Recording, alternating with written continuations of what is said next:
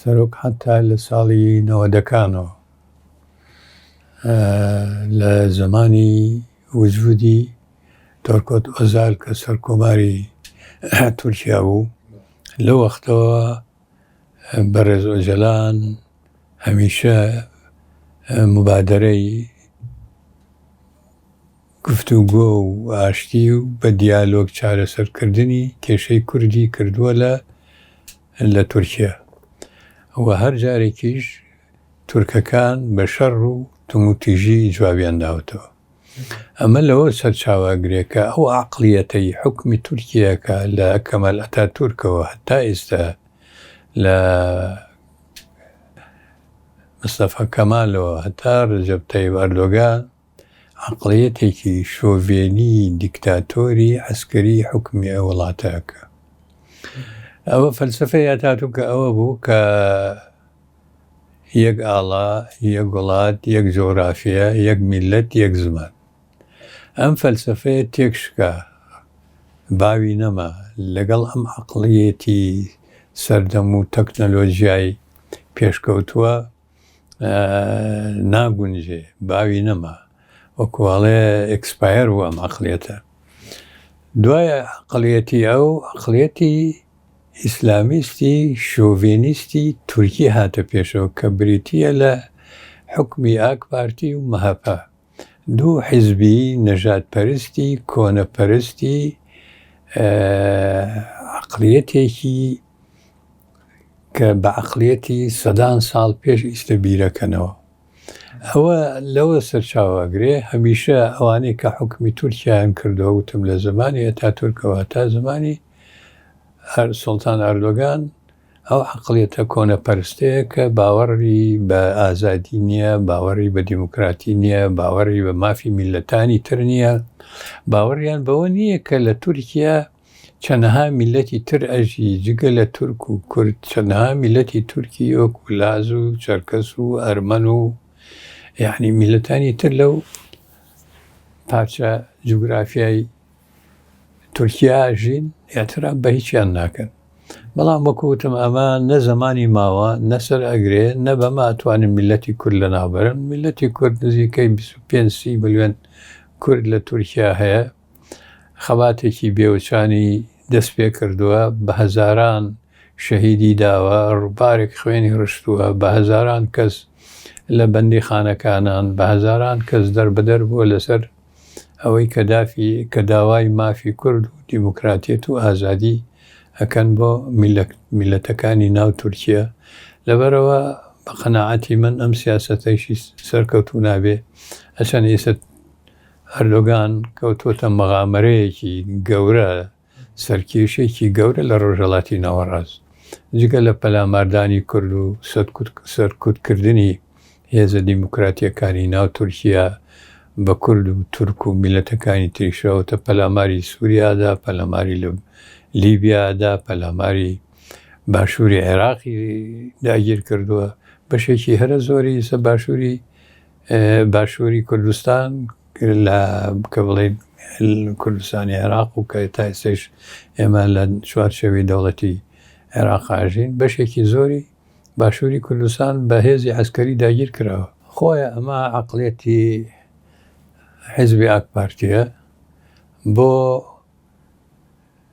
دروستکردنی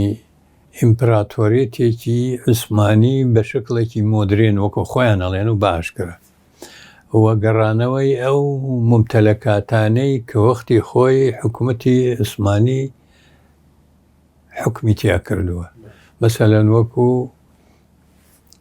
ویلایەتی مووسڵ هەموو باشووری کوردستان ئەگرێتەوە لە خانەقینەوە هەتا زاخۆ و هەتا هەموو باشووری کوردستان. وەکو ئێستا لە ڕۆژاوا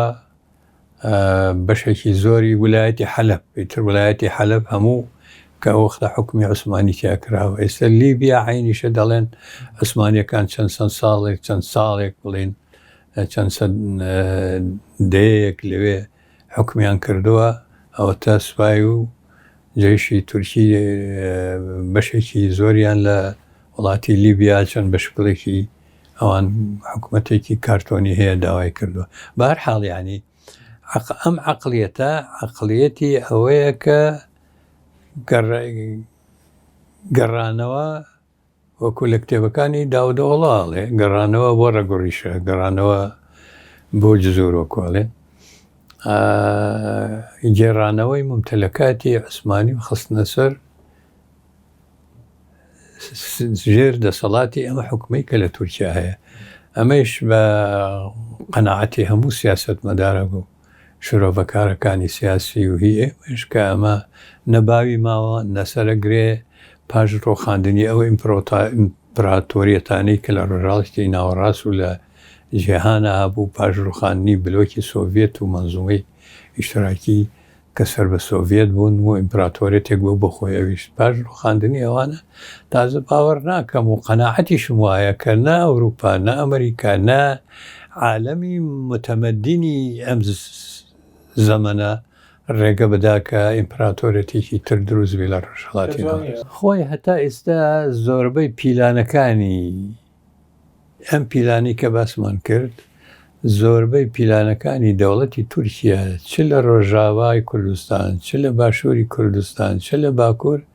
هەمووی هێزی تەفگەری ئازادی کورد کە بریتیە لە پەکەکە و ئەو هێزانی کە لە دەوری پەکەکان هەمووی ئەوە بووەتە کۆسپ و لەمپەرێک و پیلان لە دوای پیلان تێکی داوە یا کۆسپی بۆ دروست کردووە ئێستای شەروایە بەڵێ ڕاستە تەنها هێزێک کە دژی ئەو پیلانانە بێ و بە عەمەلی بە پراکتیک بەرامبەری بوەستێ و ئیش بکە بۆ تێکدانی ئەو پیلانانە تەنها هەر هێزی پەکەکەی لەم قۆناغا شتێک دروست بۆ ئێستا هەندێشتی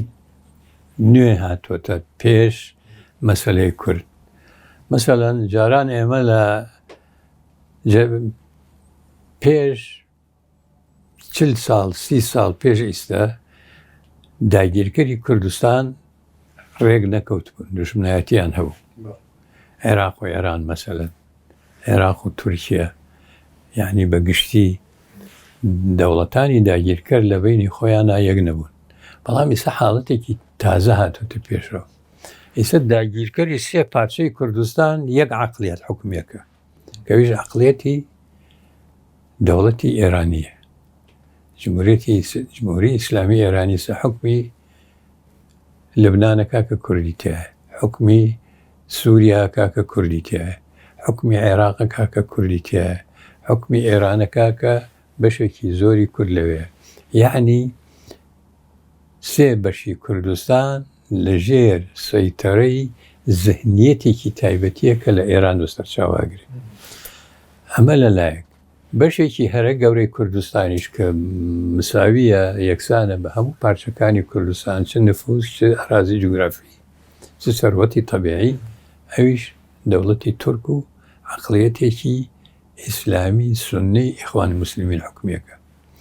بەرامبەر بەمە کورد ئەبێ چی بکات تەنها ڕێگایەک کە کورد لەم قۆناغا بیکە بۆ خزمەتی نەتەوەکەی یەکەم تەفاهمی هێز و عەقڵیەتی سیاسی کوردە لە بین یەکتریە دووهەم قوبوڵکردنی یەکتریە سێهەم پیلانگێڕی و دژایەتی یەکتری نەکەن هێزە کوردیەکان لە بینی یەکتریە یەکێکیان دەچێتە ئەم بەرە یەکێکیان دەچێتە ئەو بەرە لەگەڵ دوژمنە هاریکاری و تەعاون نەکەن دژی یەکتری لە ڕاستیدا ئۆزەلان هەر سەرکردەی حزبێک نەبوو بەڵکو سەرکردەی ملەتێکی شەڕابەری ملەتێکی شێشەکە لە سەرکردا هەرە لە پێشەکانی گەلی کوردستان و ڕۆڵێکی زۆرشی بیت چ لە هەستانەوەی خەڵکی باکووری کوردستان و چ لە ڕۆڵ دیتن لە پەیامی شۆڕژێڕی بۆیە پێویستە گرنگی بە پەیامەکانی ئۆزەلان بدرێتن و پەیامەکانی ئۆزەلان بنەمای لەسەر ئەوەیە کە چۆن بتواندرێ ڕزگاری نیشتیمانی بێتەدی لە ڕاستیدا ئەو دەوڵەتانەیە کە بەشدار بوون لە دوژمنداری کورد پێویست بوو کورد هەڵوێستی هەبێتن، پێویستە کورد قسەی خۆی لەسەریان هەبێتن و بەرچونکە ئەوانش بەرژەوەندیان لە ناوچەکایە پێویستە چۆن ئەوان بەرژەوەندی خۆیان پاراست بۆ بەشداری تورکیایان کرد بۆ ئەوەی بتوانن بەڕێز ئۆزەلان بگرن، پێویستە کوردیش وابێ. بەڵام بەداخەوە سەرکردەکانی کورد وای خۆت حیزبەکانی کوردستانی زۆربەی زۆری ئەو سەرکردانە سەرکردەی حیزبین و بەرژەوەندی حیزبی لە بەرچاو دەگرن، نەک بەرژەوەندی نەتەوەیی کەچێ گرتنی ئۆزەلان خۆی لە خۆیدا کاریگەریشی زۆر گەورەی هەبوو لەسەر بەرژەوەندی نەتەوەیی و نیشتیمانی. ئەمانە ڕەچاوی ئەوە ناکەن بەڵکو ڕەچاوی بەرژەوەندی حیزباتی دەکەن. بەحقیقەت دژمنداری بەردەوامە و دەوڵەتی تورکیش بەرژەوەندی خۆی هەیە، دۆستی خۆی هەیە، ئەو بەتاکید هاوکاری دەکرێت وەکو جەنابەت باست کرد. بەڵام لەسەر کورد هەندێک شت واجبە جێبەجێ بکاتێ. یەکەم ئەوەیە ئەوە بزانێتن کە دۆزی داگیرکەرانی کوردستان هیچیان وەک ئەوە نین، ینی ئەوەندەش ناکۆک بن لەگەڵ یەک لە کۆتاییدا هەر یەکن. دوو ئەو دەوڵەتانێک کە لە ڕۆژهەڵاتی ناوەڕاست دروستبوون بۆ بەرژەوەندی کەپیتالیزمی دنیاە دروستبووینە، ئەو بەرژەوەندی هەتا ئێستاش بەردەوامە. کورد پێویستی بەوەیدا هەیە وەک شتێکی قوڵ ئەوە بزانێتن کە ئەوانە بەرژەوەندی دەوڵەتان دەپارێزن، نەک بەرژەوەندی نەک ئەو شعارات و ئەو دروشمانێک هەڵی دەگرن بۆ ئازادی و بۆ مافی مرۆڤ و نازام لەو بابەتانە. بۆیە پێویستە ئەوانە لەبەر چاو بژیرێتن کە پێگەی کورد لەکوێیەوە تەفگەری ئازادی هەتا شوێن دەرێ دەخوێندرێتەوە و لەکوێ تەلاقی بەرژەوەندیەکانی دەکاتن لەگەر وڵاتانی دەوروبەر و وڵاتانی دنیا. هەڵوەستەیەک لەسەر ئەوەی بکەویستە ئێمە لەسەرمانە کە کارێک بکەین کە بە پێچەوانەوەیە تورک و داگیرکەران تیرۆریستن، ئەوان استقراری منتقە، ئەوان ئاشتی نێودەوڵەتی ئاشتی ناوچەکە تێک دەدەن، نەک کورد. پێویستە وەکو باسم کرد دیبلۆماسیەت بکرێتن دۆستاتی لەگەر گەلان و دووهەمیش لەگەر وڵاتانی دنیا جێبەجێ بکرێت و کار بکرێت بە بەردەوام ڕێگیری بکرێتن لە بەرامبەر ئەوەی بەپێی ئەو یاسانیە دەوڵەتیانەی کە لەبەردەستدا هەیە. گەلی کوردستان گەلێکە ئازادی خوازە داکۆچی لە مافەکانی خۆی دەکات، لەسەر عەرزی خۆیتی